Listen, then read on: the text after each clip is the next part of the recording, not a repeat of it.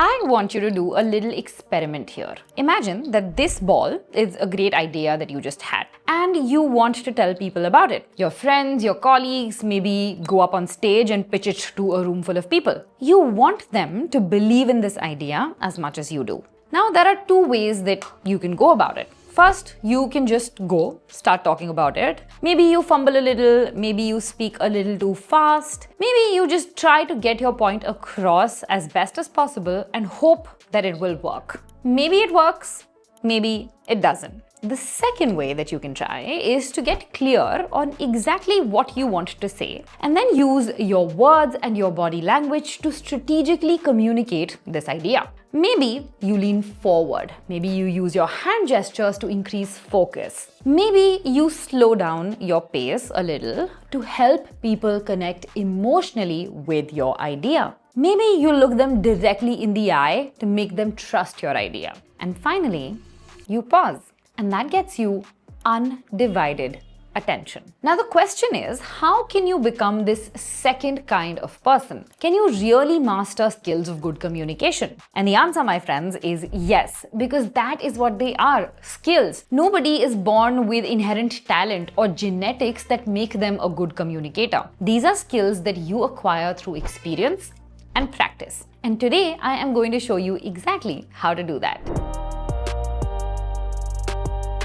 You cannot be a good communicator without being a good listener because you are never communicating in a void. You are doing it with other people. Even now when I'm sitting and recording this video alone in a room speaking to a camera, I am not doing it in a void. I am speaking to you guys. So, if your natural instinct is to butt in after every sentence someone else has spoken or be very quick to give your own opinion in a conversation without waiting for somebody else to finish their point, you are not really listening. What you're doing is constantly thinking about what you want to say next or how you should respond to whatever point this person is making. And that is a major problem with majority of the people out there. Active listening is doing the exact opposite of whatever I just said. It means being interested in what the other person has to say, paying attention to their body language, their expressions, not thinking about your own reaction while they are making a point. And definitely not rushing to interrupt. When you do this, you build trust with the other person that you're communicating with, and that makes your interaction a lot more free-flowing. It makes you both comfortable with each other, and when that happens, a lot of good communication just happens automatically. It does not have to be forced. It becomes a flow. Now, when you do speak, on the other hand, you want to have the right words to say, to put across your point,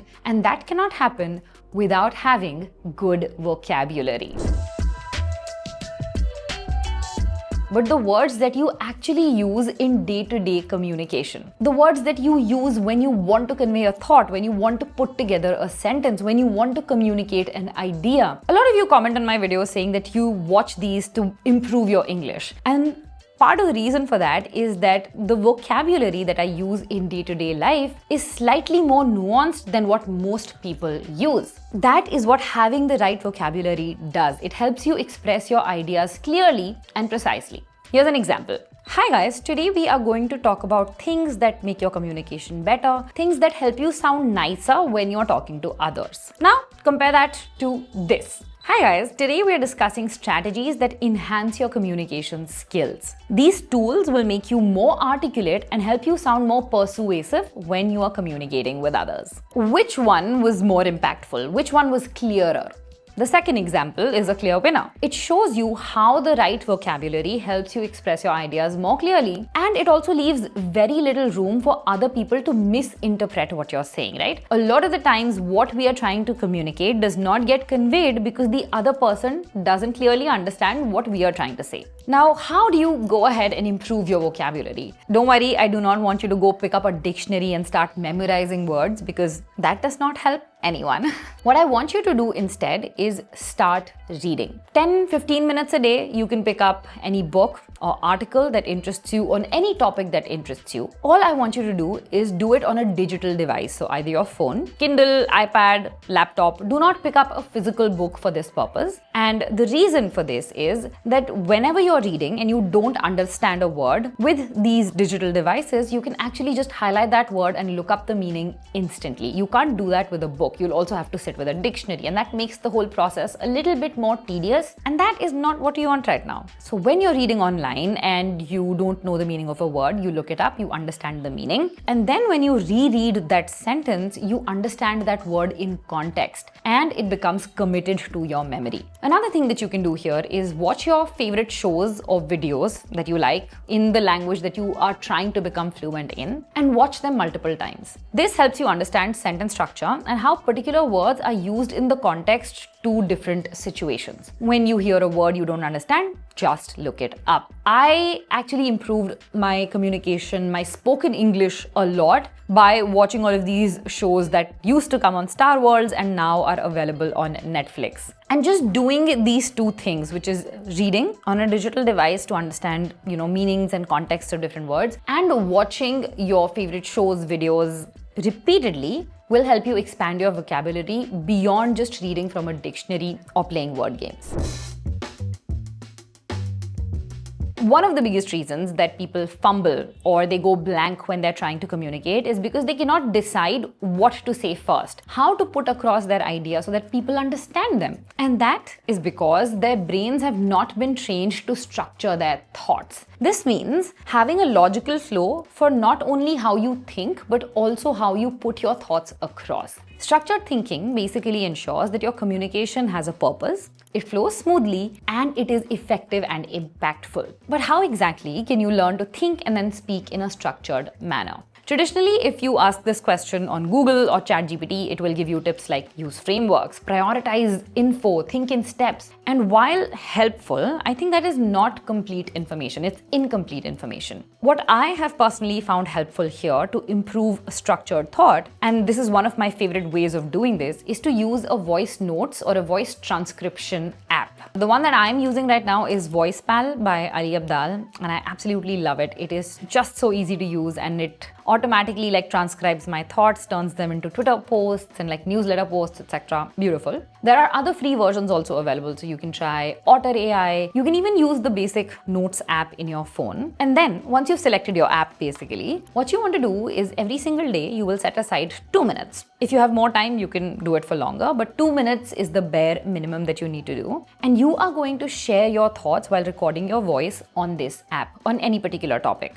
You can tell a story, you can recount an experience that happened, you can talk about your feelings, you can even just rant. But when you do this every single day, it does a couple of different things. One, it teaches you how to be more articulate with your thoughts. That means you understand how to put your thoughts into words. A lot of us just struggle with doing that. And because you're not doing it with people, you are not afraid of making mistakes. And then you take your time to think and then speak. And secondly, over time, when you continue to do this exercise, it teaches you how to put across your thoughts in a structured way. So another part of this exercise that I want you to do after you've just gone ahead and recorded your voice notes for a month, you start applying frameworks to your speaking to make it even more structured. So let's say that you're talking about how the current government is not doing a particularly good job. So now while articulating your thoughts on this topic, I want you to try and use the speak framework, which is the situation, talk about the situation, what is happening, then the problem, why is this situation not ideal, the evidence, aka what makes you believe that this is actually a problem, action,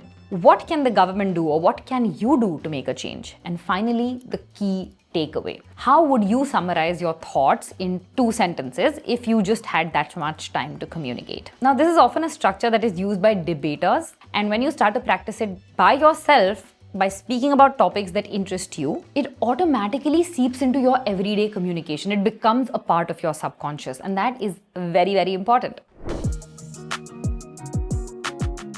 Your voice is an extremely powerful tool, and how you use it can make or break your communication. And the 2 key aspects of great voice modulation are pace and pauses. These can transform how your message is received by the samne wali party. Now, pace just basically means setting the tone for your conversation, for your communication. Let me show you this with an example. Imagine I say something like, you're starting a new project and you're excited but also overwhelmed because there's so much to do and you don't know where to begin, so you just dive in and hope for the best. Now compare that to, imagine you are starting a new project. You feel excited but also a little bit overwhelmed. There is so much to do and you are so unsure about where to begin. But instead of rushing, you take a deep breath and focus on one step at a time. Now in the first one, I sound anxious. And that rushed pace reflects carelessness. And the audience is, bam, disconnected. But in the second one, I'm more calm, I'm more assured. The pace reflects importance. It makes the audience connect emotionally with the message that I'm giving. And that makes the message a lot more effective. Now imagine that I say this instead. Imagine that you are starting a new project and you are excited but also a little bit overwhelmed. Doesn't that take away the entire impact of what I'm trying to say? The ums and the ahs are your biggest enemies when you're trying to be an effective communicator. You are much better off just pausing, because pauses are like punctuations for your speech. They add rhythm and clarity to your speech. Again, let me repeat that sentence with pauses instead of the ums and the ahs. Imagine that you are starting a new project. You feel excited about it, but also a little bit overwhelmed. There is so much to do and you're unsure about where to begin. But instead of rushing, you take a deep breath. And then you just focus on one step at a time. Better, right? This is because pauses signal importance. They give your listener time to absorb your words and to get emotionally connected with your message. That cannot happen with ums and ahs, because that also makes people focus on the ums and the ahs. Now, most people don't focus on the pacing or the pauses, and when they speak, it all ends up sounding like one long sentence, or it is so filled with ums and ahs that you cannot really pay attention. But when you get both things right, this is what you end up sounding like. Picture this. You are standing in front of a crowd. Your heart is racing. Your palms are sweaty. And the words you've prepared feel like they're slipping away. But then you take a moment. You pause. You take a deep breath. And then you just start to speak one word at a time. And when you do this, you are just commanding the room, whether it is a room full of people or just one person. Now, mastering pacing and pauses is actually a lot easier than most people make it out to be. You just need to do these two exercises. The first is that voice recording exercise from the previous point, because that helps with your pauses, your pacing, all of that. And the second is to read aloud from books that you love, but follow the punctuation to a T. And pick books with good English and grammar. I'm going to share an example from this book by William Dalrymple right here. He's a great author. He has impeccable English. And what you want to do when you're reading is also try and speak with the emotion that you are feeling while you are reading this. So let me show you. The idea for this book was born 16 years ago on a high, clear Himalayan morning in the summer of 1993. I was corkscrewing my way up from the banks of the river Bhagirathi along the steep sides of a thickly wooded valley. The track was soft and mossy, and it led through ferns and brackens, thickets of brambles and groves of tall Himalayan cedar trees. Small waterfalls tumbled through the deodars. It was May, and after a 10-day trek, I was one day's walk away from my destination, the great Himalayan temple of Kedarnath, believed by Hindus to be one of the principal homes of Lord Shiva. And so, along with Mount Kailash in Tibet, one of the two candidates for the Hindu Mount Olympus. And that's it. That's all you need to do, these two exercises. And the more you do them, the better your communication becomes. Now, when it comes to effective communication, your words, the vocabulary that you're using, conveys only 7% of the message. Your tone, which is your pacing, your pauses, make up 38% of your message. And the biggest chunk, the rest 55%, actually comes from your body language. And yet, that is the part that most people rarely pay any attention to. Let me give you an example. I am going to speak and you point out what I am doing wrong. Hello you guys, it is amazing to have you here. I am so glad you're watching the video. It is so nice to have an audience like you. What should I have avoided? I'm going to pause and give you a second to comment your responses down below. The correct answer is that I should have avoided closing my body language. Whenever a human being closes their body language, so hunched shoulders, hands like this, or hands folded, or hands in your pockets, it is a sign that they feel threatened in some way, that they're insecure, that they're not confident. Now compare that to this way. Hi you guys, it's amazing to have you here today. I am so glad you're watching this video because it's an absolute pleasure to have an audience like you. Much more effective, right? It communicates the emotion more clearly. Plus, it makes the audience feel more connected. Now, when you're talking to someone one-on-one, this would mean not standing with your hands like this or having your hands in your pockets. Instead, hold a drink or use your hands for functional gesturing to enhance your storytelling. I felt a rise of emotions, then I hit rock bottom. It made me feel so scared. See how the hands there were a part of the narrative instead of just being awkward bystanders. This is the difference that open body language and hand gestures can make. Another thing you want to do here is something called mirroring or social imitation. Now, this applies to both speaking on stage publicly or speaking or communicating in a more intimate settings. Our brains have something called mirror neurons that help us naturally imitate the behaviors and the speaking styles that we observe. And this is a great hack to make your communication more effective. Simple examples of this would be nodding when somebody is telling you something, or matching the tone of voice to the person you're speaking to, even matching your body language to the person in front of you.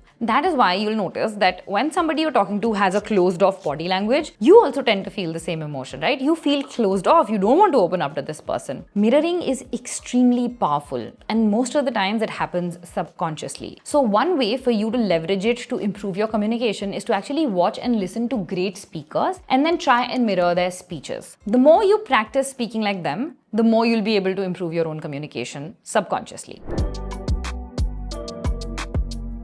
Now imagine that I'm recording a reel and I start like this. Failure is a part of success. Learn from your mistakes. Compare that with starting like this. When I was in college, I failed my first major exam, and I remember sitting outside the classroom with my head in my hands and bawling my eyes out. I kept wondering whether I was even cut out for this. I went home crying, feeling defeated, and I was completely ready to quit. But then I happened to come across this TED Talk on YouTube, and I just opened it wanting a distraction without knowing that those 15 minutes would completely change my life. Which one was better? More engaging? The second one, right? Storytelling is one of the most powerful tools for effective communication because it transcends data and facts and taps into the emotions of the people you're communicating with. It creates a connection with your audience. Stories make abstract ideas relatable. People are not going to remember what you said, they're going to remember how you made them feel. And stories make people feel. Now, if you are like, Adete, but how do I become a good storyteller? I actually have a very fun exercise for you. You are going to use something called storytelling prompts and do storytelling challenges along with it. Again, this is something you can do on your voice recording app. So you can go ahead, create your own prompts and challenges if you want, or you can choose from the ones you see on screen. Just note these down somewhere or take a screenshot, and every day you have to pick one prompt and one challenge to go along with it and simply tell a story around it. For example, if the prompt is the most embarrassing moment in your life and the challenge is use imagery, my story would turn out to be something like, the most embarrassing thing that has ever happened to me took place in 11th grade. I was this awkward, gawky teenager with short hair, an oily forehead, acne all over my cheeks, my socks up until my calves. Just picture a nerd and you'll get what I'm talking about. And in the 11th standard, all classes were required to decorate the gymnasium for the annual winter carnival. And of course, I was a part of the team because I loved arts and crafts absolutely. I spent all of my time, if I was not studying, painting. And so on. The actual story is quite long and I am embarrassed to say it out loud on social media. But you get the gist of how to do this challenge. Because with that, it's now homework time. I promised in the beginning that you are going to get a clear roadmap to help with your communication journey. And this is what that is. So homework number 1, you are going to download a voice transcription app. Transcription because it also allows you to read what you're saying and then improve accordingly. I'm linking a few in the description. And then you're going to spend 1 or 2 minutes every single day just articulating or speaking your thoughts out loud onto this app. And then, of course, listening to them again and trying to do better the next day. The second thing you're going to do is read out loud. You're going to pick a book, spend 5 minutes a day reading out loud from the book, following the punctuation and the emotion that the paragraph or the text is trying to convey. And look up any words that you don't know to improve your vocabulary and your sentence structure and your voice modulation. And finally, you are going to do the storytelling challenge for yourself. Try and do it daily. If that's not possible, try and do it every other day because the more you challenge yourself, the better your communication will turn out to be. And that is it. That is all it takes. Continuous small daily efforts and bam, you're a better communicator. If I can do it, you can do it too. Trust me. So let me know in the comments which of the tips from today's videos you found most helpful, and don't forget to check out this video next if you want to glow up and become your best self before 2025. And I'm going to see you guys very, very soon with another one.